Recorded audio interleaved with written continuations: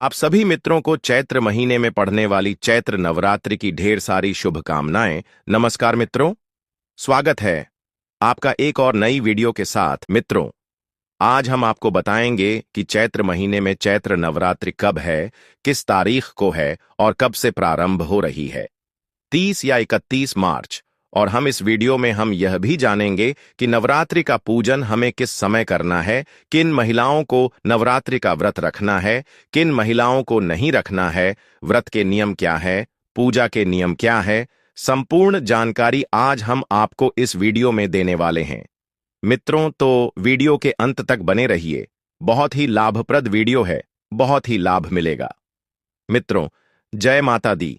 आज के इस वीडियो में हम बात करेंगे कि चैत्र नवरात्रि कब से आरंभ हो रही है और नवमी कब रहेगी, राम नवमी कब मनाई जाएगी, किसी दिन चरण नवरात्रि समाप्त होगी। चैत्र नवरात्र त्रिपुरी होते हैं, माता की चौकी की स्थापना करते हैं, कलश स्थापना करते हैं, अखंड ज्योत जलाते हैं। वह सब कार्य किस दिन करना है, किस समय करना है, शुभ मुहूर्त क्या रहेगा और क्या रहेगी, विधि, यह संपूर्ण जानकारी आपको इस वीडियो के माध्यम से प्रदान करेंगे। चैत्र नवरात्रि बहुत ही आरंभ होने वाली है, क्योंकि फाल्गुन मास समाप्त होने को है। होलिका के साथ ही फाल्गुन समाप्त हो जाएगा और छठ का महीना आरंभ हो जाएगा। महत्वपूर्ण है क्योंकि हम आप सभी जानते हैं कि हिंदू कैलेंडर जो है वह आरंभ होता है, नया संवत के अनुसार निर्धारित होता है कि नए संवत जो है वह हमारे लिए कैसा। नवरात्रि बहुत अधिक महत्वपूर्ण होती है। इन नवरात्रि में माता के 9 रूपों का पूजन किया जाता है। 9 दिन तक आराधना की जाती है।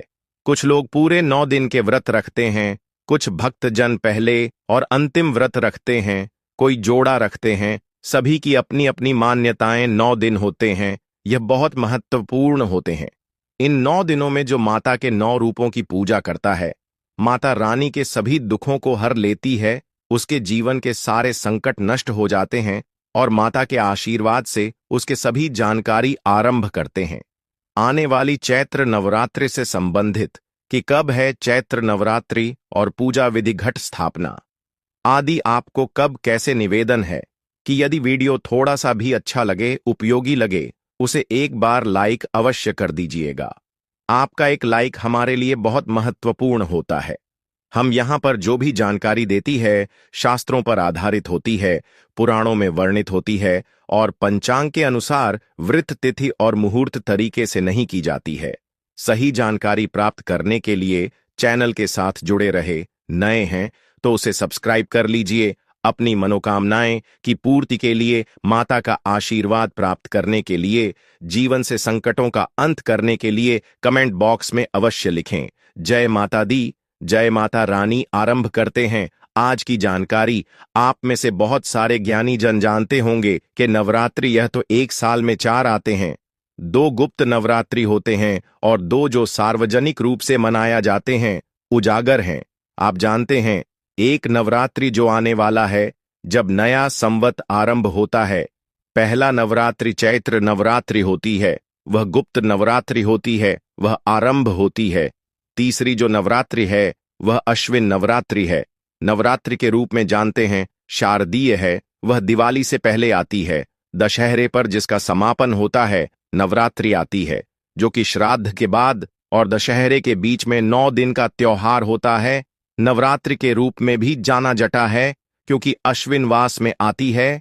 और एक आती है माघ मास की नवरात्रि जो है वह गुप्त नवरात्रि होते हैं। इसमें असर नवरात्रि और माघ नवरात्रि जो है वह गुप्त नवरात्रि कहे जाते हैं। और आने वाला जो चैत्र नवरात्रि है और आश्विन मास में जो शादी नवरात्रि है, यह दोनों ही हर्ष उल्लास से मनाए जाने वाले नवरात्रि जो आने वाला नवरात्रि है ना, यह बहुत अधिक महत्वपूर्ण होता है। इसके कारण नवरात्रि से नया संवत आरंभ होता है। नया संवत जिससे नवरात्रि है, जिससे यह निर्धारित होता है, जो यह बताता है कि आने वाला साल कैसा होगा। क्यों? क्योंकि जिस दिन नया संवत आरंभ हो रहा है उसे दिन कौन सा ग्रह कहाँ है, किस ग्रह की क्या पोजिशनिंग है, उसके अकॉर्डिंग ही निर्धारित होता है कि पूरी दुनिया में क्या घटित होने वाला है, कौन इस वर्ष का राजा रहेगा, कौन सा गृह मंत्री रहेगा, किस प्रकार से यह साल आपके लिए लाभप्रद रहेगा। या हानिकारक रहेगा, सबके लिए क्या लेकर आने वाला।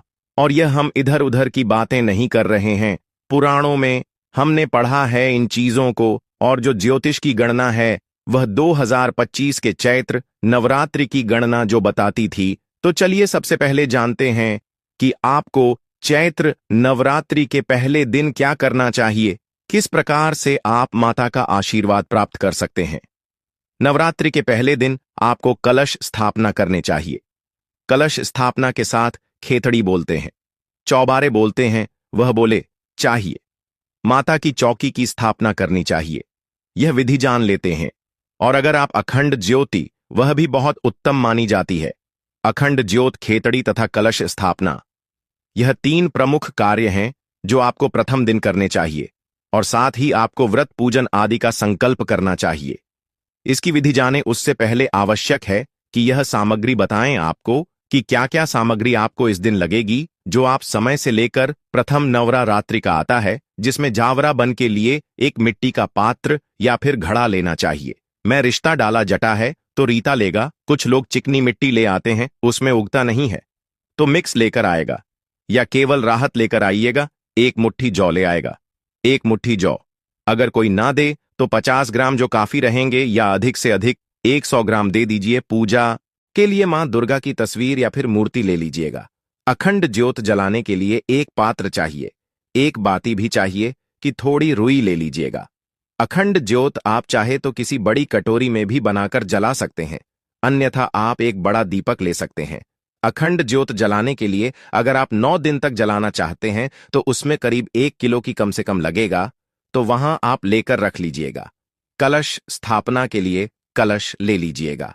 मिट्टी का कलश ले सकते हैं, मिट्टी का कलश नहीं तो आपके पास किसी धातु का कलश, यदि आपके पहले से है, लोटे आदि को भी कलश के रूप में आप घर में प्रयोग में ला सकते हैं। स्थापित करना है जहां पर जटा वाला नारियल मिल जटा है, इसमें पानी भी निकलता है, तो वह प्रयोग में आता है।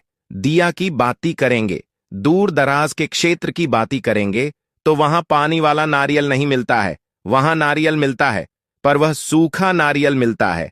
आप वह नारियल भी प्रयोग में ला सकते हैं, क्योंकि वहां वही उपलब्ध होता है। वैसा नहीं है कि कोई बोली कि नहीं, जटा वाला पानी वाला नारियल ही लगेगा, जिन क्षेत्रों में उपलब्ध नहीं होता है।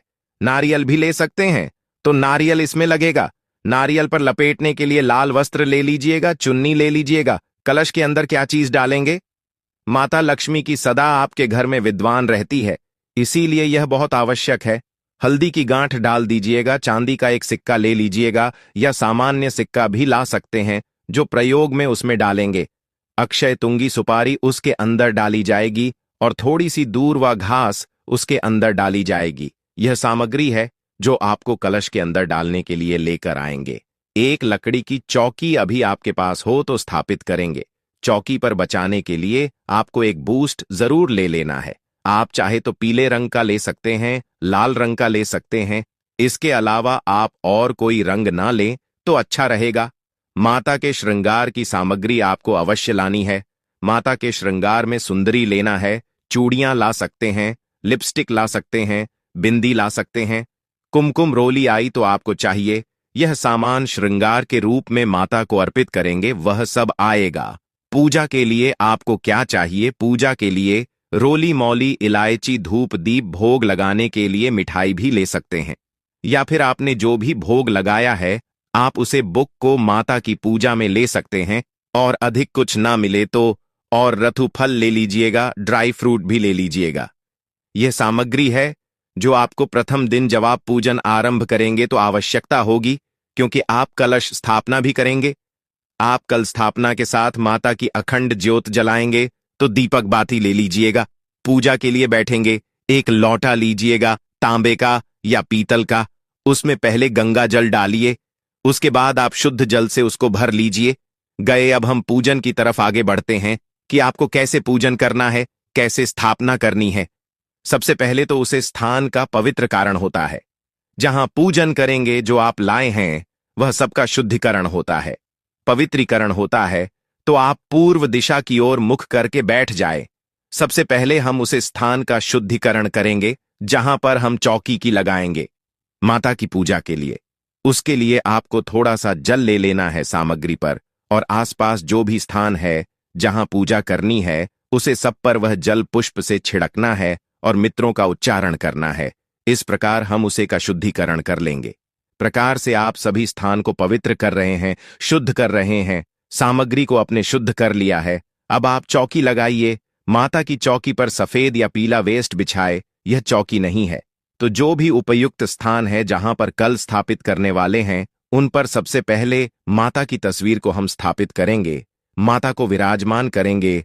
अक्षत लीजिए, माता को आसन के रूप में आकर दीजिए और वहां पर आप माता की तस्वीर या प्रतिमा जो भी आपके पास है वहां रख दीजिए, विराजमान कर दीजिए। जो आपने जवारे बने हैं उनको आपको 1 या 2 घंटे पहले पानी में भिगो देना है। उसके बाद उनको निकाल लेना है। जो पात्र है मिट्टी का उसको अच्छे से धो लीजिए, शुद्ध साफ कर लीजिए, उसमें मिट्टी डालिए, रेत डाल के उसके ऊपर जो जौ है वह डाल दीजिए। जौ डालने के बाद माता के राइट साइड में आप इसको स्थापित कर दीजिए, राइट साइड में रख दीजिए।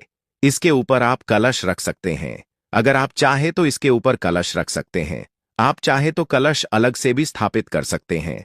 अगर आप अलग से कल से स्थापित करें तो कलश के नीचे पहले या तो चावल रखिए या गेहूं रखिए और उसके ऊपर आप कलश को विराजमान कीजिएगा। कलश गंगा जल मिलाइए।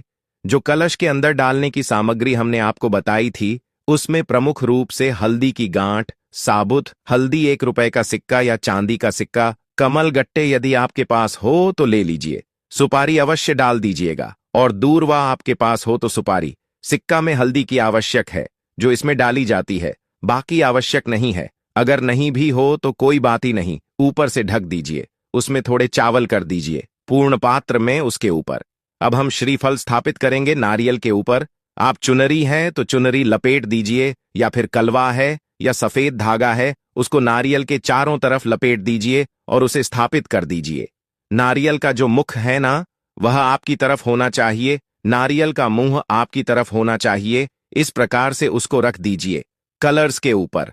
अब आप जोत जलाएंगे तो जोत बना लीजिए। जो भी बाती में बड़ा दीपक आप लाइन है, बड़े दीपक में बाती लगाइए और वहां किस पत्र में लगाइए उसके अंदर घी भर लीजिए। उसके नीचे भी आपको आसान स्वरूप चावल रखने होंगे जहां पर आप ज्योत स्थापित करेंगे, जो कि हमें 9 दिन तक चलानी है। तो उसे ज्योत के नीचे आपको आसान स्थापित करना है। आसन के रूप में आप चावल लीजिए, थोड़े चावल रखिए और उसके ऊपर जत को स्थापित कर दीजिए। भगवान गणेश की प्रतिमा स्थापित कीजिए। इस प्रकार से यह पूजा के लिए आपकी संपूर्ण जो वस्तुएं हैं, आवश्यक प्रक्रिया है, वह पूर्ण हुई है। अब हम पूजन आरंभ करेंगे। पूजन आरंभ करेंगे, सबसे पहले संकल्प होगा, उससे पहले जलज पानी होगी। तो आप आसन पर बैठे पृथ्वी पर हाथ लगे और माता पृथ्वी से प्रार्थना करें। हम मंत्र बोलते हैं, ओम पृथ्वी दया दता, लोक देवी तो विष्णुनाथ तथा महादेवी पवित्रम गुरु आसनम। आप यदि शादीशुदा हैं और जोड़े से पूजा करना संभव है तो अपना कट जोड़ा कर लीजिए। और अब हम जलाशमूवीज हम मंत्र बोलेंगे। आप सीधे हाथ में 1 चम्मच जल लेंगे और यह सब सामग्री लेने के बाद आपको एक दीप प्रज्वलित करना है, अखंड ज्योति भी जलाना है। आपके पास तो धूप बनाया और धूप जलाइज। नवरात्रि में अखंड ज्योति का बड़ा विशेष महत्व है। आप भले ही पूजा पाठ ना करें, व्रत ना रखें, लेकिन अगर अपने माता के लिए अखंड ज्योति 9 दिन तक जला दी तो आपकी किसी भी प्रकार की मनोकामना हो वैसे गिरपूर्ण हो जाएगी और माता आपसे प्रसन्न हो जाएंगे और अपना आशीर्वाद आपको प्रदान करेंगे। इसके बाद हम व्रत का संकल्प करेंगे। संकल्प करने के लिए अपने सीधे हाथ में जल लीजिए, अक्षत लीजिए, 1 रुपए का सिक्का कम से कम रखिए। ओम श्री विष्णु श्री विष्णु श्री विष्णु 3 बार बोलिए। अपना नाम, अपना गोत्र, जिस स्थान पर बैठकर आप संकल्प कर रहे हैं वहां का मकान नंबर, क्षेत्र का नाम, शहर का नाम, चैत्र माह से शुक्ल पक्ष आयाम तिथि प्राप्त है, चैत्र नवरात्रि स्थापना, अखंड ज्योत स्थापना, व्रत पूजन संकल्पम संकरी से मुझे श्री विष्णु शरण शरण संकल्प माता के चरणों में अर्पित कर दीजिए। इसमें आप जो भी कर रहे हैं हमने सारी चीज बोली है। आप जो कर रहे हैं, व्रत कर रहे हैं तो व्रत के बारे में बोलिएगा। पूजन कर रहे हैं, पूजन के बारे में उसका वर्णन भी आपको संकल्प में करना चाहिए। संकल्प एक आवश्यक प्रक्रिया है तो उसका लाभ नहीं मिलता है। संकल्पित होकर ही पूजन करना चाहिए।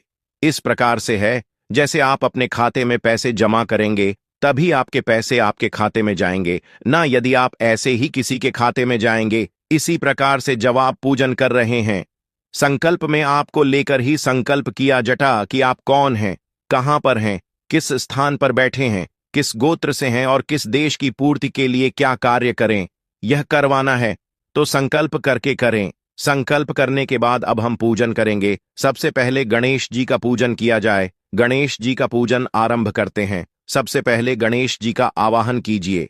जयते गणेश जी महाराज की जय। गणेश जी का अपने आवाहन किया। अब हम गणेश जी का पूजन करेंगे।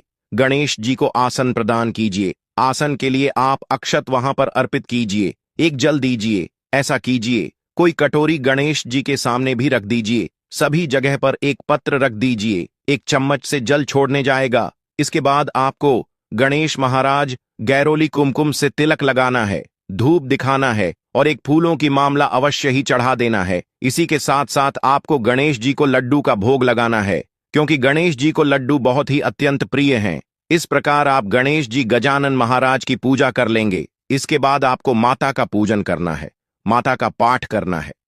पूर्ण श्रद्धा भाव से महिलाएं नवरात्रि का व्रत रखती हैं। इसके अलावा पुरुष भी नवरात्रि का व्रत रख सकते हैं।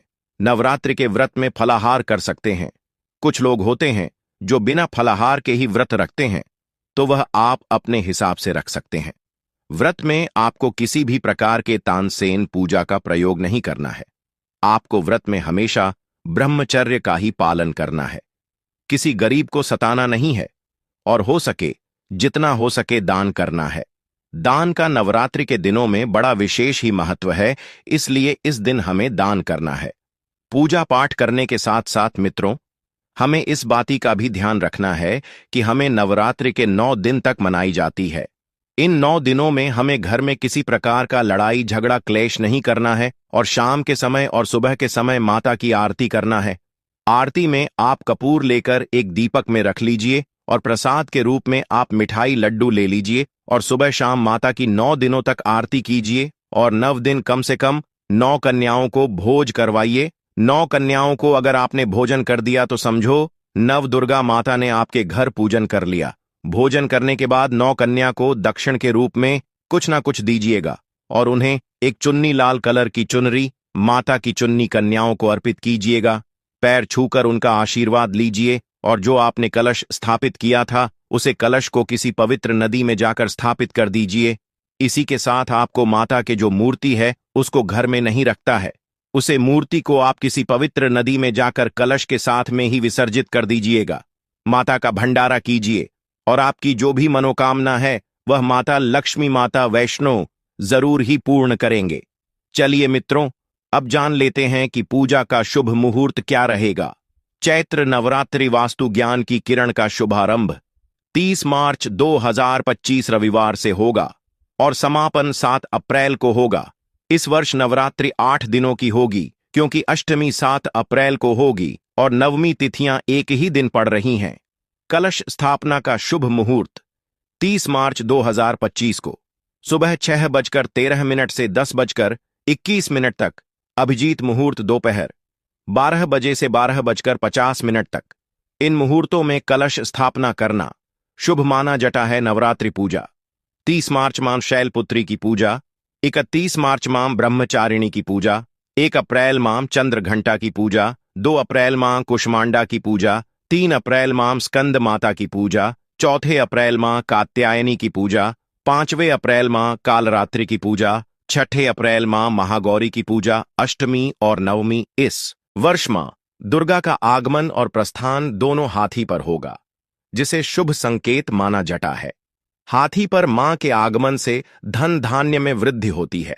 नवरात्रि के दौरान मां दुर्गा के 9 स्वरूपों की पूजा अर्चना करने से मित्रों की मनोकामनाएं पूर्ण होती हैं। मित्रों, आपको इन 9 दिनों में नवरात्रि माता का आशीर्वाद जरूर ही प्राप्त होगा। आपकी मनोकामना से गिरी पूर्ण होगी। आपको वीडियो कैसी लगी मित्रों, कमेंट में हमें जरूर बताएं और कमेंट बॉक्स में सब चीज श्रद्धा आपसे लगता है। जय माता रानी, जय माता लक्ष्मी, जय माता वैष्णव, जय माता दुर्गा। आपकी समस्त मनोकामना पूर्ण हो मित्रों।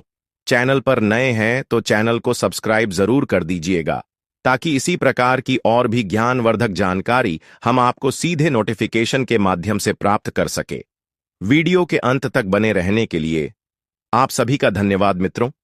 अगर आप धन की कमी से परेशान हैं और आप मां दुर्गा की असीम कृपा पाना चाहते हैं तो कमेंट बॉक्स में लिखें, जय मां दुर्गा, हम पर और हमारे परिवार पर अपनी कृपा करें और हमारे सारे दुख दूर करें।